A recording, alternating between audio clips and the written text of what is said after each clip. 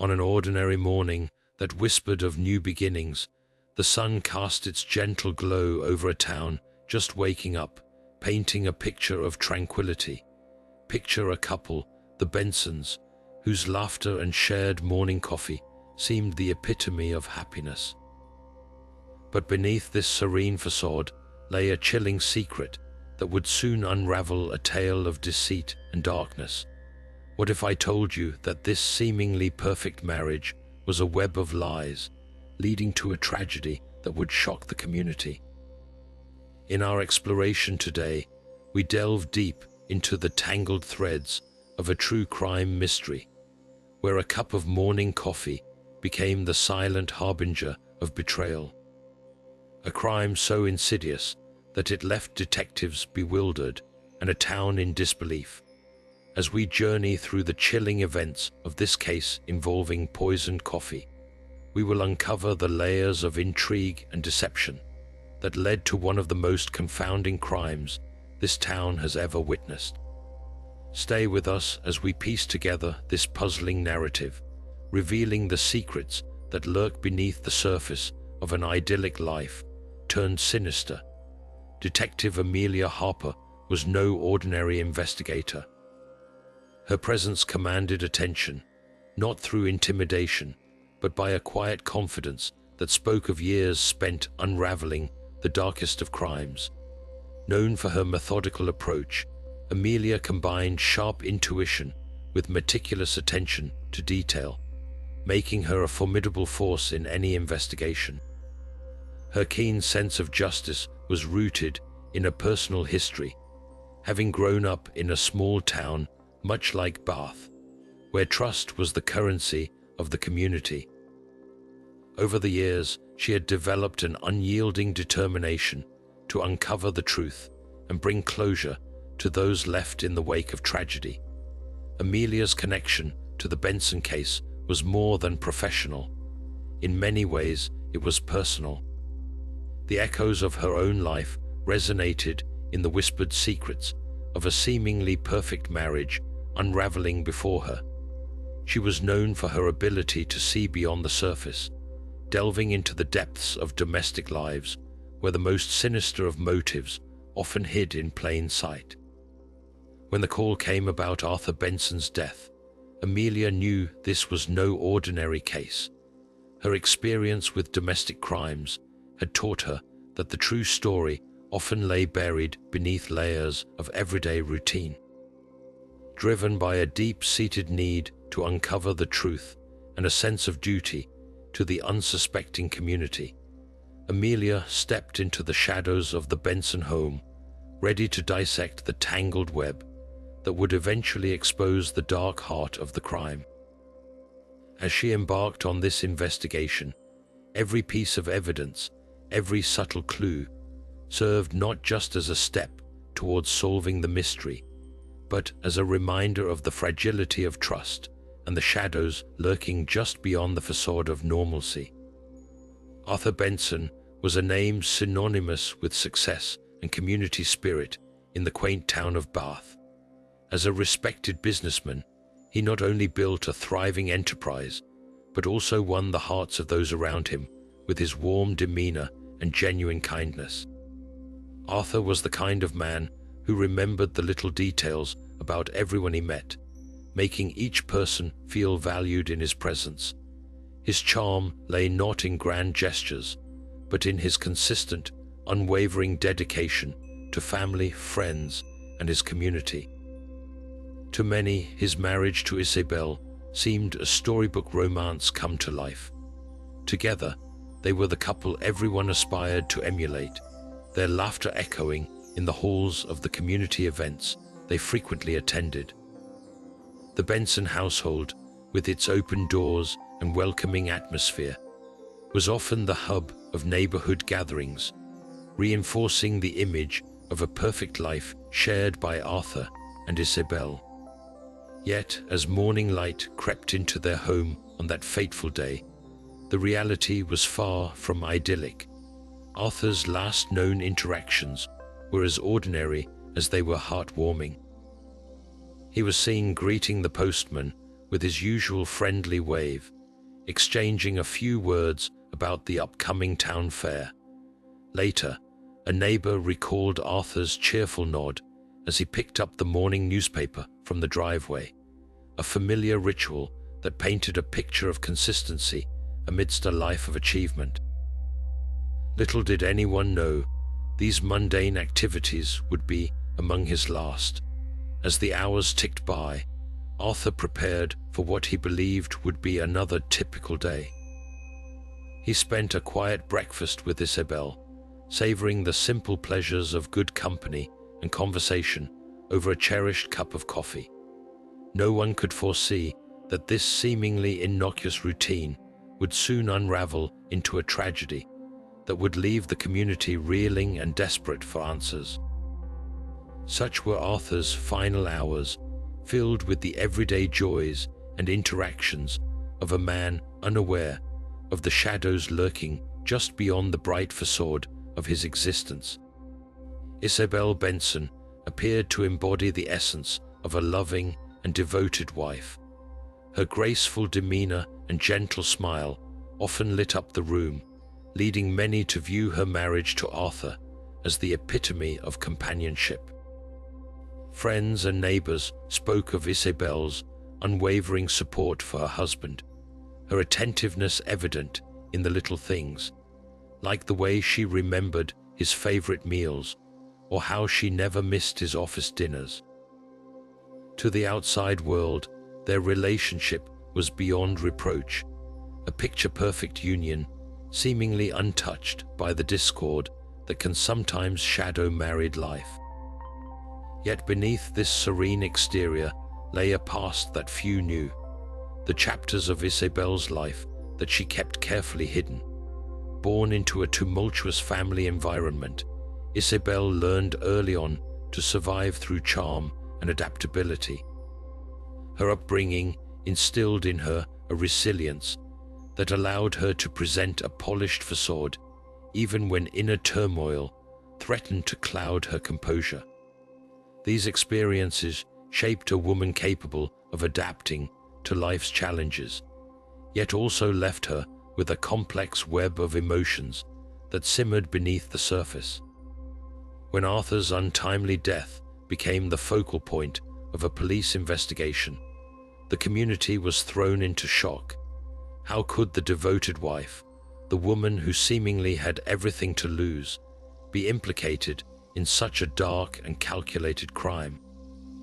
Rumors began to swirl as investigators dug deeper into her life, raising questions about motives that were not immediately apparent.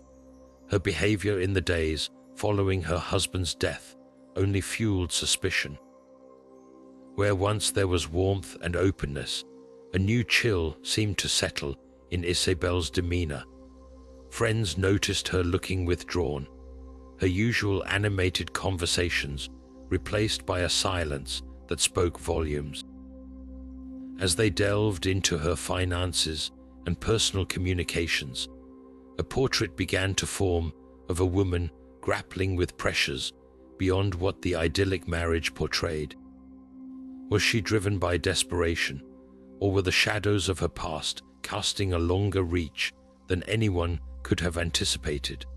As these layers of Isabelle's life unfolded, they painted a picture both intriguing and unsettling. Edward Hastings was not just any friend to the Bensons. He was seen as an integral part of their circle. Known for his affable personality and quick wit, Edward frequently found himself in the midst of the Benson family's gatherings. Yet beneath his charismatic exterior lay a man weighed down by financial burdens. His business ventures had seen better days, leaving him entangled in debts that seemed insurmountable. As news of Arthur's death spread, whispers about Edward's circumstances grew louder. Could financial desperation drive a friend to betray such a long-standing relationship? The questions loomed large as detectives began to trace Edward's interactions with Arthur in the weeks leading up to the tragic event. Business meetings that once seemed routine took on a new significance, especially as investigators uncovered Edward's frequent requests for loans that Arthur had graciously provided in the past. This financial link, combined with the strain of debt, painted Edward as a man potentially pushed to his limits.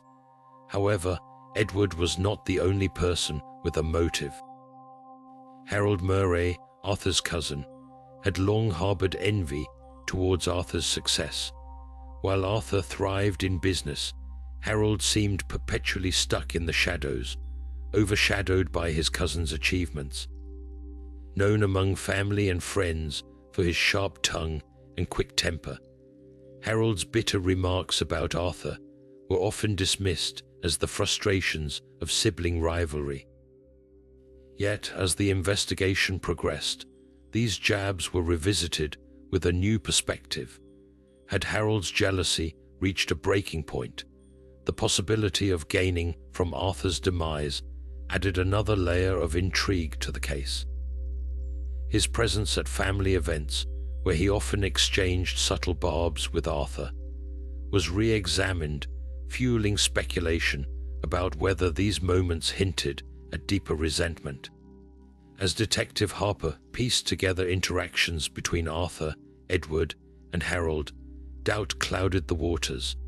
Each man had plausible reasons to harbor ill feelings towards Arthur, and their individual histories now added a complex dimension to the unfolding narrative. Edward's financial plight and Harold's envy created a web of suspicion that left the community questioning the true nature of friendship and family ties. As these threads of suspicion woven around Edward and Harold became clearer, the investigation took on new depth, prompting the question: in a world where motives often hide in plain sight, who among them, if any, could have turned a simple cup of coffee into a weapon of betrayal? The crime scene, a seemingly ordinary kitchen, was bathed in the soft morning light that filtered through the lace curtains, casting gentle patterns on the tiled floor. It was a place that once resonated with the comforting sounds of breakfast routines and shared laughter. Yet on this fateful morning, an unsettling silence enveloped the room, transforming it into a tableau of unexpected tragedy. In the midst of this tranquility lay Arthur Benson, slumped over the table, his once vibrant presence now hauntingly still. The air was punctuated by the faint aroma of freshly brewed coffee, a comforting scent now tinged with an unearthly chill. Nearby, a steaming cup perched precariously at the edge of the table, its contents partially consumed. It was an innocuous detail, this solitary cup, yet it held the key to the mystery that had unfurled. Detective Harper entered the kitchen, her practiced eyes absorbing every minute detail. Her gaze lingered on the cup, noting the subtle remnants of froth around the rim and the slight discoloration at the bottom, which hinted at something sinister beneath its surface. Sunlight glinted off the polished surfaces, yet shadows seemed to cling to every corner, adding an eerie quality to the otherwise picturesque setting.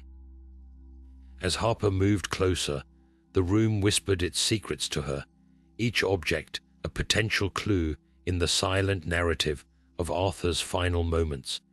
The chairs stood askew, suggesting a sudden movement, a fleeting moment of distress frozen in time.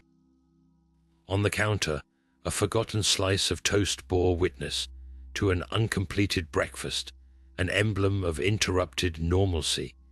Each element in the room seemed to pulse with hidden significance, a riddle wrapped in the guise of domesticity. The stage was set, and as Harper began her meticulous examination of the scene, the kitchen transformed from a place of familial warmth into a chamber of enigmas, a labyrinth of questions awaiting answers. Amidst the ordinary, the extraordinary had taken root, intertwining lives with secrets, and as the morning light continued its journey across the room, the mystery of the Benson kitchen deepened, inviting those who dared to uncover its truths. Collecting evidence in a case as complex as this required not just intuition, but an unyielding attention to detail, and Detective Harper was well aware of the stakes. She approached the evidence with the precision of a masterful puzzle solver, understanding that each fragment of information could be the key to unlocking the entire mystery. The poisoned coffee cup, already a focal point of suspicion, was treated with the utmost care. Harper, alongside a team of skilled forensic experts, meticulously documented its condition. They carefully collected swabs from its surface, preserving every potential trace of the rare toxin suspected to have caused Arthur's demise. This toxin, they knew, was an uncommon agent, notorious for its ability to dissolve seamlessly into its environment, leaving behind only the faintest whisper of its presence. To uncover the truth hidden in these subtle clues, the team turned to advanced forensic technologies. Under ultraviolet light, the surface of the cup revealed a faint residue that had gone unnoticed by the naked eye. This glow was a silent testament to the lethal compound that had turned an everyday ritual into a deadly act. Using mass spectrometry, the team could identify the chemical structure of the toxin, a process akin to reading the molecular fingerprint of a culprit. This level of forensic examination required a delicate balance of artistry and science, for it was here, in the realm of minuscule particles and invisible stains, that the story of Arthur's last moments began to reveal itself. But the investigation didn't stop there. Detective Harper knew that answers lay not just in the obvious, but in the overlooked. Every fiber, every speck of dust was collected and analyzed for its connection to the crime. The forensic team meticulously sifted through the Benson home, using advanced imaging techniques and environmental sampling to uncover hidden interactions that might link the perpetrator to the scene. As the pieces of evidence began to coalesce, Detective Harper envisioned the narrative they were weaving. Each discovery brought her closer to understanding the sequence of events leading to that fateful morning. In the intricate dance of collecting evidence, she saw not just a series of actions, but the reconstitution of a life interrupted, the delicate reassembly of truth from the fragments of deceit. Through the patient and relentless pursuit of evidence, Detective Harper moved one step closer to unraveling the complex web surrounding Arthur's death. The intense atmosphere of the interrogation room buzzed with an energy that Detective Amelia Harper knew all too well. It was a place where truth and deception danced a delicate waltz, and where Amelia's skills were put to the ultimate test. Isabelle Benson sat across from her, the fluorescent light casting sharp shadows that accentuated the tension etched across her face. Amelia watched closely, noting the way Isabelle's eyes flickered with the weight of unspoken words. In this silent exchange, every twitch and pause was a piece of the puzzle. As the questioning unfolded, Amelia deployed a mix of gentle prodding and incisive questioning, unsettling Isabelle's composed exterior. Her words were crafted to penetrate the layers of Isabelle's defenses, each question a subtle maneuver designed to reveal the hidden truths beneath. The pressure increased with each passing moment, creating an environment where silence was as telling as the words exchanged. Isabelle's demeanor wavered, her responses interlaced with hints of vulnerability, yet she clung to a narrative of innocence that Amelia knew required further unraveling. Beyond the sterile confines of the interrogation room, the game of shadows continued with Edward Hastings. His easy charisma was nowhere to be found as he faced Amelia's unwavering gaze. Financial desperation had etched lines of tension into his features, making his attempts at nonchalance appear strained. Amelia's approach with Hastings was different, a touch more direct yet laced with an understanding of the human psyche's fragilities. The conversation drifted from formal questioning to a psychological interplay, Amelia skillfully using the pressure of silence to coax responses. Her questions were barbed with insight, each aimed at unraveling the connections between Edward's financial strain and his friendship with Arthur. Subtle admissions peppered his denials, weaving a tapestry of half-truths that hinted at deeper involvement. As the interrogation pressed on, Edward's facade began to crack, his attempts to obfuscate becoming increasingly transparent. And then there was Harold Murray, whose simmering envy of Arthur had long been an open secret. Harold's defenses were fortified by years of sibling rivalry and familial discord, making him a formidable subject. Amelia's strategy here was a dance of psychological feints, each question meticulously crafted to draw out the emotions simmering beneath Harold's gruff exterior. His responses oscillated between defiance and inadvertent admissions, as Amelia masterfully steered the conversation into territories Harold was keen to avoid. The verbal exchanges were charged with tension, an intricate play of words designed to test the integrity of his version of events. As the walls of denial began to close in, Amelia perceived a crack in Harold's armor, a slip that suggested a more profound dissatisfaction with his cousin than he'd ever let on. In these intense interrogations, Detective Harper demonstrated not just an acute understanding of human nature, but a strategic brilliance in unearthing the truths obscured by lies. The subtle revelations that emerged were not just about who had the means or opportunity to commit such a crime, but about the tangled web of human motivations and the lengths to which individuals might go when driven by desperation or envy.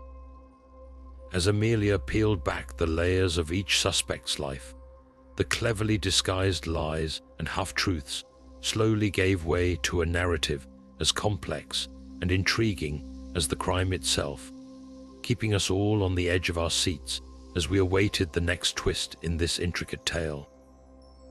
The series of clues began to unravel in a manner that was both perplexing and enlightening, each piece fitting into a puzzle that seemed to grow more complex by the moment. Detective Harper's keen eye for detail was put to the test as she meticulously sifted through the financial records of the Bensons and their associates. The seemingly mundane documents soon revealed anomalies, monetary transactions that raised eyebrows and hinted at hidden depths of desperation. These discoveries painted a picture of financial strain, not just for Edward Hastings, but surprisingly for Isabelle as well. Her finances, once thought to be secure, showed signs of stress with unexplained withdrawals and transfers that hinted at a life possibly shadowed by debt or hidden expenses. But the evidence didn't stop at financial matters. Harper's scrutiny of communication records uncovered a string of suspicious messages exchanged between Isabelle and an unknown contact. These cryptic conversations, filled with coded language and vague references, suggested an undisclosed relationship that needed further exploration. They were breadcrumbs leading Harper into the labyrinth of Isabelle's private life, a realm she hadn't fully anticipated. As the investigation deepened, it became apparent that Isabelle led a more complicated existence than initially believed. A particularly intriguing aspect of these findings was the presence of a secretive artist whom Isabelle met regularly. At first glance, the meeting seemed innocuous, perhaps an innocent pursuit of art and culture. Yet, the frequency and secrecy of these encounters cast a shadow of doubt. Was this artist merely a confidant, or did they play a more sinister role in the unfolding drama? Harper found herself pondering the connections, suspecting that these meetings could be a red herring, misleading yet crucial in understanding Isabelle's motives and actions. Inconsistencies in alibis further complicated the narrative. As Detective Harper pieced together the timelines, subtle discrepancies emerged. Each suspect's account of their whereabouts on the day of Arthur's death was dissected, revealing gaps that couldn't be easily reconciled. Edward's claim of being at a business meeting was contradicted by a witness who placed him elsewhere, and Harold's insistence of being home alone during the critical hours was undermined by a neighbor's observation of a car matching his parked suspiciously near the Benson home. These red herrings and truthful clues created a tapestry of deception, each thread vital in its own right, yet equally capable of leading Harper astray. The task now was to discern which pieces of evidence were genuine and which served merely as distractions. In this dizzying dance of fact and fiction, Detective Harper's approach was anything but linear. She embraced the complexity of the investigation, understanding that the path to truth was a winding one, often requiring a step back before charging forward. As she navigated this maze of clues and misdirections, Harper's resolve only grew stronger, knowing that with each revelation, she moved closer to untangling the intricate web spun around Arthur's tragic demise. A pivotal moment in understanding Isabelle's motive emerges not through a single revelation, but through a tapestry of flashbacks and testimonies that reveal the tangled web of her hidden life. Imagine Isabelle, the face of composure, navigating a world quietly crumbling under the weight of financial woes. Behind the closed doors of an otherwise perfect home, there existed a different reality, one where past decisions loomed large over the present, fueling a storm of desperation that would later drive her down an unthinkable path. Friends once thought of as close now share tales of hushed whispers and veiled conversations, painting a picture less of a devoted wife and more of a woman strained by burdens unseen. It begins with the mounting debts that plagued Isabelle's every thought, debts she tried to shield from Arthur, but which began to seep into the cracks of their seemingly perfect marriage. Her once secure financial status unraveled, pushing her into the shadows of loan sharks and clandestine meetings that spoke of deals made in desperation. Testimonies reveal her interactions with dubious characters, individuals known for exploiting vulnerability. These meetings, once dismissed as social engagements, take on a new sinister light as their true nature is unveiled.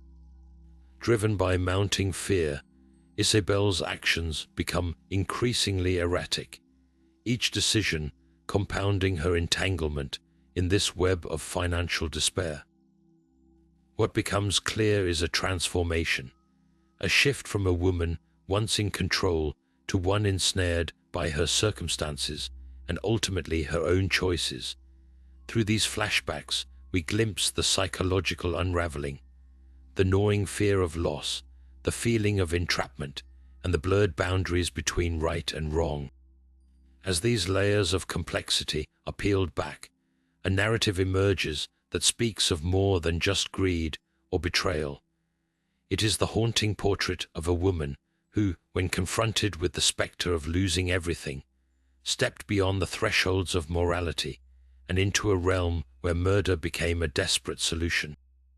Understanding Isabelle's motive is to understand the profound desperation that led her here, a journey marked by a series of cascading choices, each leading inexorably toward that fateful decision.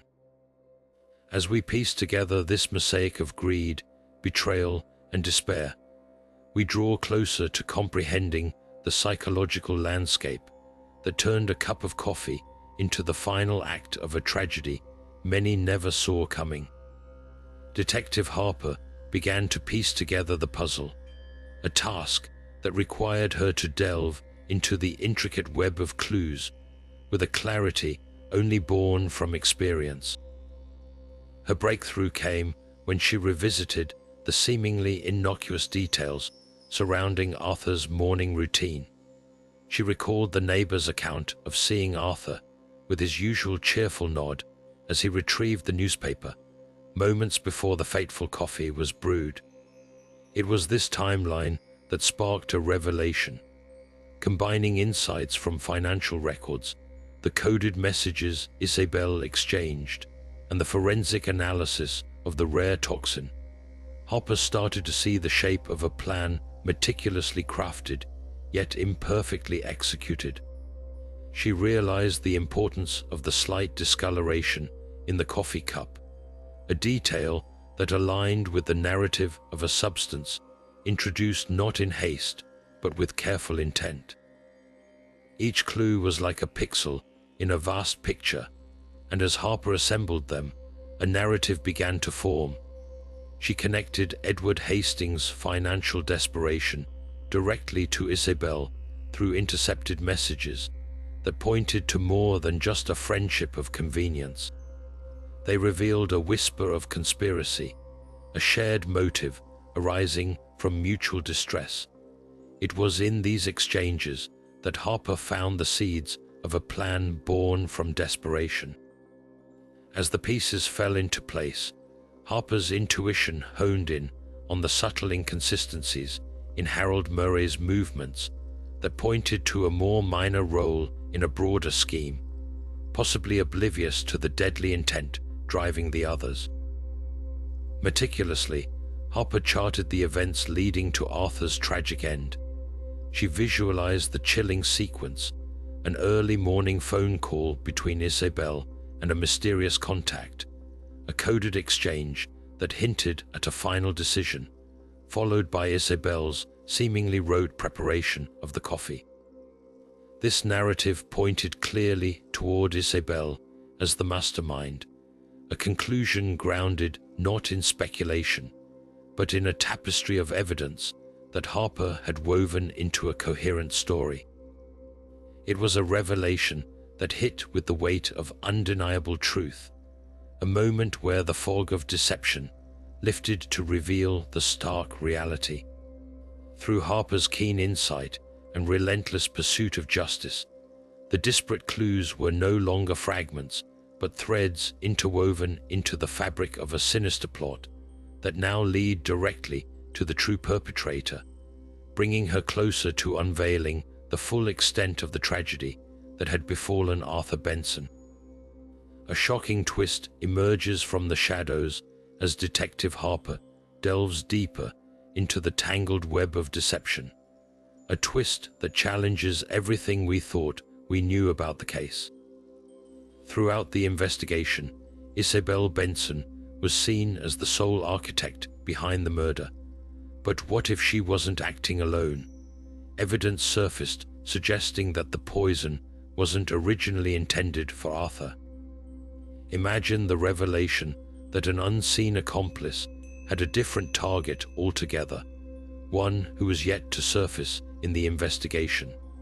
This unexpected turn of events ignites a flurry of questions. Could it be that Isabelle was a pawn in a larger scheme, manipulated by a conspirator lurking in the background? Or was there a personal vendetta that implicated another unsuspecting party in this deadly plot? Buried within financial records was a cryptic transaction involving an enigmatic figure connected to Isabelle, one who had been skillfully avoiding the public eye. As Harper delved into this new line of inquiry, she uncovered a surprising connection between this figure and Edward Hastings, hinting at a hidden alliance that reached beyond personal desperation. It was this revelation that opened a new chapter in the investigation, the realization that Arthur may have been a casualty in a plan aimed at someone else entirely, or even an innocent caught in the crossfire, adds a layer of complexity that turns the entire case on its head. This twist not only reframes Isabelle's role, but also deepens the intrigue surrounding the Bensons' seemingly perfect world. As the investigation pivots on this newfound discovery, viewers are left reeling, grappling with the unsettling question of who the intended victim truly was and what unseen motives lie behind the curtain of this gripping mystery. The narrative now unfolds with a richer texture, promising revelations that could alter the course of the investigation and challenge our assumptions at every turn. In the dimly lit confines of the Bensons' living room, the air hung thick with anticipation. The evening light cast long shadows across the walls, creating an atmosphere pregnant with tension. Detective Harper stood at the room's center, her gaze locked onto Isabelle, who sat perched on the edge of the sofa, her composure a tightly woven veneer masking the turmoil beneath. Harper, with her unyielding demeanor, laid out the evidence piece by piece, each word meticulously chosen to chip away at the facade Isabelle maintained. The room seemed to close in as Harper recounted the timeline, the coded messages, the financial anomalies. Each revelation was like a stone cast into the eerie stillness, causing ripples of unease to spread across Isabelle's face. Isabelle's eyes flitted between the detective and the evidence, her expression vacillating between defiance and vulnerability. The reality laid bare by Harper's relentless narrative was undeniable, each fragment of proof resonating with a weight that couldn't be ignored. Harper's voice, calm yet edged with confrontation, cut through the silence like a scalpel, dissecting the layers of deceit with precision. As the narrative drew to its crescendo, the room seemed to pulse with an electric tension, the once silent walls now echoing with the reverberations of truth and consequence. Harper's closing words, a gentle invitation cloaked in authority, encouraged Isabelle to unburden herself. It was a moment suspended in time, where the past shadows met the illuminating power of revelation. Isabelle's silence stretched on like a taut wire, threatening to snap under the weight of the evidence. And then, in a voice barely above a whisper, she spoke. Her confession was not wrapped in theatrical defiance, but in a quiet admission of defeat, a resignation to the inevitability of truth. In those moments, the facade crumbled, leaving raw vulnerability in its wake. Yet within this admission lay not just the story of guilt, but a glimpse of regret, a fleeting reflection of a life that might have been, had different choices been made. As Harper absorbed Isabelle's words, the room no longer felt like a battleground, but a place of solemn closure. The weight of the investigation lifted ever so slightly, marking a poignant end to a chapter that had left countless lives irrevocably altered. This confrontation, an apex of intensity and revelation, served as a testament to the relentless pursuit of truth in a world where deception so often reigns. In the aftermath of the investigation, the echoes of the truth unraveled reverberated through the town, leaving an indelible mark on the community and those who remained in its wake. Isabelle's arrest marked the conclusion of a chapter that had held the town in a grip of suspense, As she was led away, the spectre of her actions lingered in the air, a chilling reminder of the dark potential that can reside behind closed doors. The community, once united in its perception of the Bensons as the epitome of marital harmony, now faced the task of reconciling the reality that had been hidden beneath the veneer of perfection. For many, it was a moment of reflection, an opportunity to consider the complexities of relationships and the shadows that can lurk within seemingly idyllic lives. The impact of the revelation spread beyond immediate circles, touching each member of the town with an awareness of the precarious balance between trust and betrayal.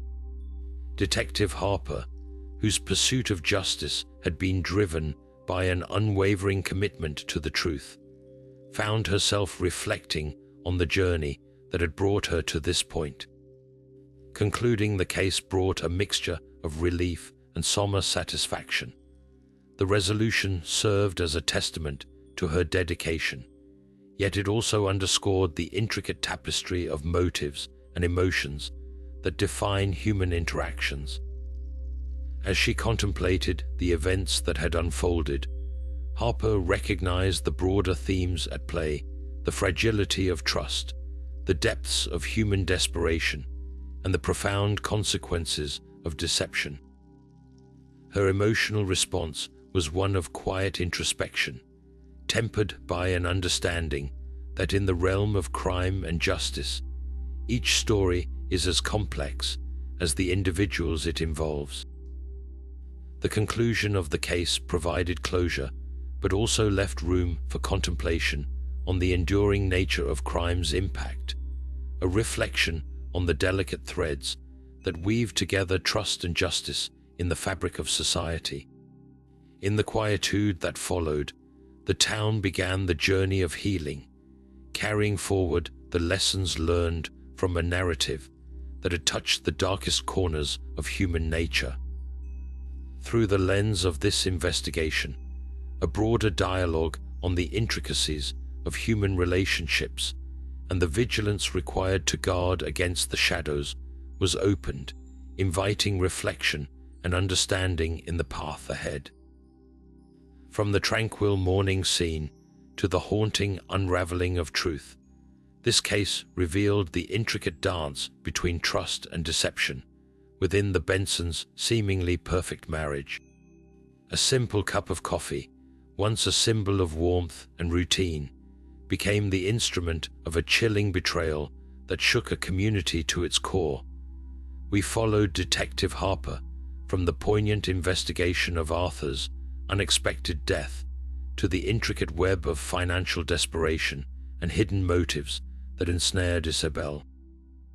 Her path of lies, woven amidst whispers of conspiracy and unexpected alliances, painted a portrait not of a devoted wife, but of a woman driven to desperate measures. As the investigation peeled back layers of hidden lives and untold secrets, the storyline unfolded with twists that challenged our perceptions, ultimately exposing the shadows lurking behind the facade of normalcy. In contemplating this disturbing narrative, we are reminded of the dark potential that lies within human emotions, challenging us to question the depth of our understanding and trust in those we hold dear. Stories like these compel us to remain vigilant, acknowledging the complexities and potential for deception in human relationships. As we close this chapter, we invite you to share your thoughts on the intricate dance of trust and betrayal that defines human connections. And remember, for more tales that delve into the darkest corners of human nature, subscribe, like the video, and hit that notification bell to ensure you don't miss our next story. Your journey through these mysteries not only entertains but enlightens, shedding light on the intricate tapestries of life and the lessons they teach us. Thank you for joining us, and until next time, Keep questioning the world around you.